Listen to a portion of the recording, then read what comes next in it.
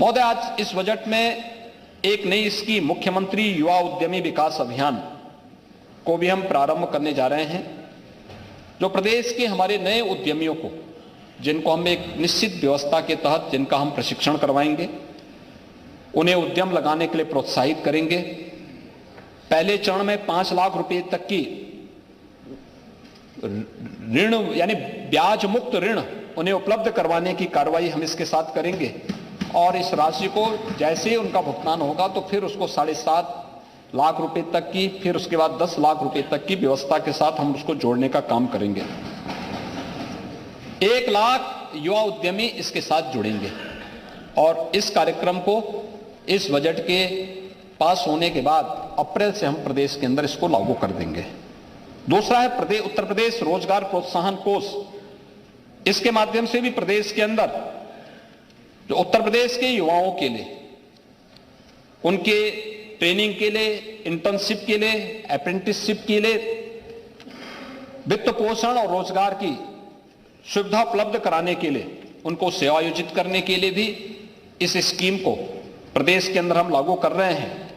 पहली बार उत्तर प्रदेश ने 10 fledge park, private sector में भी इंडस्ट्रियल पार्क डेवलप हो सकते हैं, इसके लिए हम लोगों ने अब तक जो पार्क विकसित किए हैं, इसके अलावा नए हर जनपद में भी इस प्रकार के औद्योगिक पार्क विकसित हों, क्योंकि ग्लोबल इन्वेस्टर समिट में उत्तर प्रदेश के सभी 75 के 75 जनपदों में निवेश के प्रस्ताव प्राप्त हुए हैं और इन सभी चीजों को हम लोगों ने इसके साथ किया है।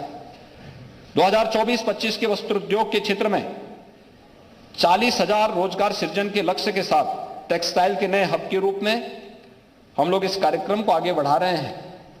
तो प्रदेश में एक नए निफ्ट यानी राष्ट्रीय फैशन टेक्नोलॉजी संस्थान की स्थापना की कार्रवाई को भी आगे बढ़ाने, 2 मेगा राजकीय ITI की स्थापना और 69 ITI के उन्नयन का प्रस्ताव भी इस बजट में किया गया है। 22,000 से अधिक मिनी आंगनबाड़ी केंद्र को मुख्य आंगनबाड़ी के रूप में प्रदेश के अंदर अपग्रेड करने की कार्रवाई को भी इस बजट में प्रस्तुत करने का कार्य हुआ है।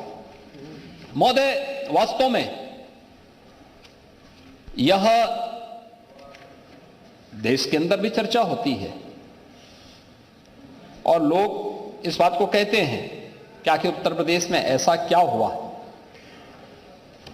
कि जो कभी बीमारू राज्य कहलाता था, आज वह राज्य अचानक देश की इमर्जिंग इकोनॉमी के साथ आत्मनिर्भरता के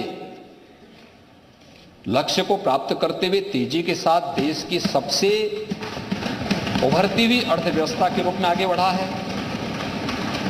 जिस राज्य को कोई बैंक लोन देने को तैयार नहीं था, उसे सभी बैंक प्रोजेक्ट फाइनेंसिंग के लिए ऋण देने को आज आतुर हैं। जहां कोई निवेशक आने को तैयार नहीं था, आज वह देश और दुनिया के हर इन्वेस्टर के लिए इन्वेस्टमेंट के ड्रीम डेस्टिनेशन के रूप में वही राज्य बन गया है। इसका कारण है कि सतत और नियोजित प्रयास, सरकार के स्तर पर जो प्रयास प्रारंभ हुए हैं, हर ओर से प्रारंभ हुए हैं, लक्ष्य तय करना और फिर उसकी सिद्धि के लिए अपना सर्वश्रेष्ठ प्रयास करना, और यही प्रदेश के अंदर पिछले 7 वर्ष के अंदर जो कार्य प्रारंभ किया गया है, उसकी परिणति आज हम सबके सामने इस रूप में देखने को मिल रही है। मुझे शिक्षा किसी भी सभ्य समाज की आधारशिला है।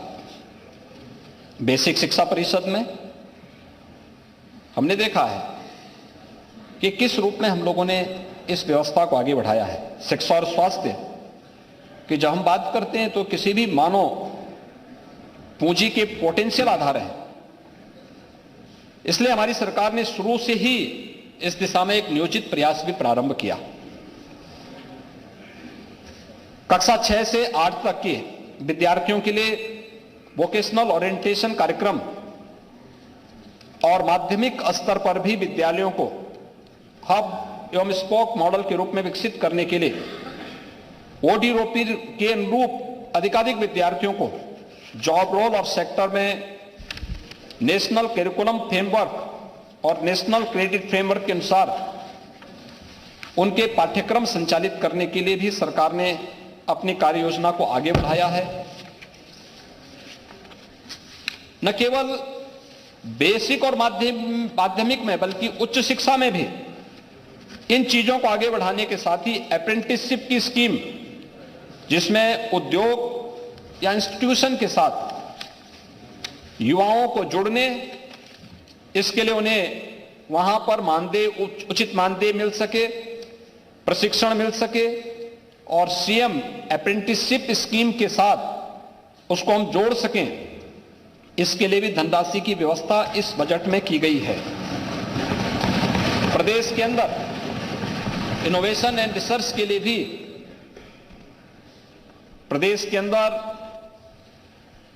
मशीन लर्निंग और स्टेट ऑफ आर्ट टेक्नोलॉजी के प्रोत्साहन के लिए जहां हम लोगों ने बजट का प्रावधान किया है, आईआईटी कानपुर के साथ मिलकर के एक medical research and technology institute की स्थापना के लिए भी धनराशि का प्रावधान इस बजट में किया गया है। और प्रदेश के खिलाड़ियों के लिए अनेक जो उपाय पिछले 7 वर्ष में प्रदेश सरकार ने किए हैं। हम सब जानते हैं प्रदेश में कोई खेल की पॉलिसी नहीं थी, प्राइवेट खेल एकेडमी चलते थे, लेकिन सरकार के स्तर पर उनको कोई भी प्रोत्साहन नहीं था। प्रदेश ने अनेक अंतर्राष्ट्रीय और राष्ट्रीय स्तर के खिलाड़ी दिए, लेकिन उनका जीवन सिक्योर नहीं था। और मुझे बताते हुए प्रसन्नता, उत्तर प्रदेश पहला राज्य है जिसने इसकी एक पॉलिसी ला करके अब तक हम 500 से अधिक खिलाड़ियों को उत्तर प्रदेश सरकार के विभिन्न विभागों में नौकरियों में स्थान दे चुके हैं। और मुझे बताते हुए प्रसन्नता है कि ओलंपिक में हॉकी के खिलाड़ी, जो हॉकी टीम के एक प्रमुख खिलाड़ी को प्रदेश सरकार ने पहले ही डिप्टी एसपी के पद पर यहां नियुक्ति दी। और एशियन गेम्स में जिन बालिकाओं ने और जिन खिलाड़ियों ने देश के लिए मेडल जीते हैं, उनमें से उत्तर प्रदेश के भी खिलाड़ी थे। और उत्तर प्रदेश की उस बालिका का एक कथन एशियन गेम में गोल्ड मेडल जीतने के बाद जो उसने कहा, पारुल चौधरी ने कहा था मुजफ्फरनगर की, उसने इस बात को उसने कहा मैं चीन को इसलिए पछाड़ पाई क्योंकि हमारे राज्य ने घोषणा की थी कि जो गोल्ड मेडल लेके आएगा हम उसको डिप्टी एसपी पद बनाएंगे। और मुझे प्रसन्नता है हमारी सरकार ने उन बालिकाओं को और गोल्ड मेडल जीतने वाले उन खिलाड़ियों को नियुक्ति पत्र प्रदान भी कर दिया है और अपनी ओर से सम्मान भी किया है। इन सभी खिलाड़ियों के लिए बेहतर सुविधा उपलब्ध कराया जा सके, इसके लिए अंतर्राष्ट्रीय खिलाड़ियों को कोच के रूप में, राष्ट्रीय स्तर के खिलाड़ियों को कोच के रूप में अलग अलग संस्थानों में उनको नियुक्त किया जा सके, इसके लिए भी प्रावधान किया गया है। और साथ साथ खिलाड़ियों में चोट होने की बहुत सारी हमें अक्सर शिकायतें मिलती हैं, तो उनके लिए भी एक sports science and injury centre की स्थापना के लिए भी धनराशि की व्यवस्था इस बजट में की गई है, जिससे खिलाड़ियों को हम एक व्यवस्था दे सकें। प्रदेश के अंदर स्वास्थ्य के सेक्टर में बेहतरीन कार्य हुआ है। 1 डिस्ट्रिक्ट 1 मेडिकल कॉलेज की दिशा में राज्य आज बढ़ चुका है और बोलने में कोई संकोच नहीं है, यही राज्य है। 70 वर्षों में केवल 12 गवर्नमेंट मेडिकल कॉलेज बन पाए थे, आज यही राज्य है कि सभी 75 जनपदों में एक एक मेडिकल कॉलेज बनने की ओर अग्रसर है। नेता विरोधी दल को पता ही नहीं कि आयुष्मान भारत की योजना लागू होने के बाद आज हर गरीब के लिए अपना स्वास्थ्य उपचार कराना कितना आसान हो गया है। अब उसके लिए वेट करने की आवश्यकता नहीं। 2017 के पहले की दुर्दशा किसी से छुपी भी नहीं है। गरीबों के बच्चे मरते थे।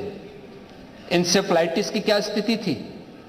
इंसेफ्लाइटिस से 1977-78 से लेकर के 2017-18 तक लगभग 50,000 मौतें हुई। और आज मुझे ये कहने में कि ये हमारा सरकार का सौभाग्य है, डबल इंजन की सरकार का सौभाग्य है कि हम अपने प्रदेश के उन मासूमों को बचाने में सफल हुए हैं जो देश के लिए आने वाले समय में जिनकी प्रतिभा और ऊर्जा का लाभ मिलेगा, इस राज्य को मिलेगा, अवश्य मिलेगा। लेकिन ये सरकारें क्या कर रही थी? जो जाति के नाम पे समाज को बांट रही थी, जो तमाम प्रकार के नारे देते हैं, लेकिन उन गरीबों के लिए जिनमें ज्यादातर जो मासूम थे, मरने वाले कौन थे? या दलित था, या अल्पसंख्यक था, या अति पिछड़ी जाति से जुड़े हुए बच्चे थे। और लगभग हर वर्ष 1200 से 1500 मौतें होती थी। आज मैं कह सकता हूं एक नियोजित और सतत रूप से कहे गए प्रयास का परिणाम है, इंसेफ्लाइटिस को हम पूरी तरह नियंत्रण करने में सफल हो चुके हैं। एक सफल मॉडल उत्तर प्रदेश ने देश के अंदर दिया है, इंसेफ्लाइटिस का नियंत्रण किया जा सकता है। आज ये हुआ है, ये सरकार के द्वारा किए गए प्रयास का परिणाम है। हमने समाज का भी सहयोग लिया, निजी क्षेत्र का भी सहयोग लिया, इसमें तमाम अंतर्राष्ट्रीय संस्थाओं ने भी हमें सहयोग किया। लेकिन स्टेट गवर्नमेंट को जो पहल करनी चाहिए थी, उस पहल का अभाव 2017 के पहले था, और 17 के बाद जब नियोजित प्रयास हुआ, आज परिणाम हमारे सामने है। इंसेफ्लाइटिस पूरी तरह नियंत्रण में है।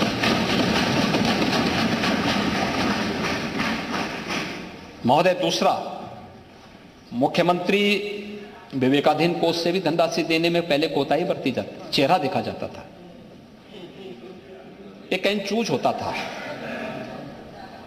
और आज चेहरा नहीं देखा जाता है। अरे किसी को भी जाएगा, उत्तर प्रदेश का ही तो नागरिक होगा। मान्य विधायक कोई भी हो, इस पक्ष का हो उस पक्ष का हो, कोई भी हमें देता है, हम लोग तो बिना किसी, और अब तो हमने ये भी व्यवस्था उसमें की है बहुत सारे, उसमें कि उसमें नाम भी ना आए तो भी हम लोग कोड नंबर से भी उसको धनराशि उपलब्ध करवाते हैं, नीडी हो जरूर मिले। हाँ, ये जरूर प्राथमिकता होती है कि ये जरूर प्रयास होता है कि आयुष्मान भारत की धनराशि पहले खर्च हो जाए। जिनके पास आयुष्मान का कार्ड नहीं, उसमें मुख्यमंत्री विवेकाधीन कोष से हम उसको धनराशि उपलब्ध करवाते हैं, क्योंकि ये राज्य का पैसा है, राज्य के लोगों को मिलना चाहिए, बिना भेदभाव के मिलना चाहिए। और यही राम राज्य की अवधारणा है। हम चेहरा देख करके नहीं करते हैं, लेकिन पहले चेहरा देख के किया जाता था, पिक एंड चूज होता था। आज तो सरकार उन चीजों को प्रभावी ढंग से लागू कर रही है। यही नहीं, राजकीय मेडिकल कॉलेजेस में ट्रॉमा सेंटर की स्थापना के लिए, तमाम अन्य व्यवस्थाओं के लिए भी धनराशि की व्यवस्था की गई है। हेल्थ एंड वेलनेस सेंटर को और स्ट्रेंथन करने की दिशा में भी सरकार के द्वारा किए गए प्रयास सफलीभूत होंगे और आगे बढ़ेंगे, कोई संदेह नहीं। और स्वास्थ्य विभाग इस दिशा में बेहतर प्रयास कर रहा है। प्रदेश में इन सुविधाओं को आगे बढ़ाने के लिए सरकार हर स्तर पर प्रयास करेगी।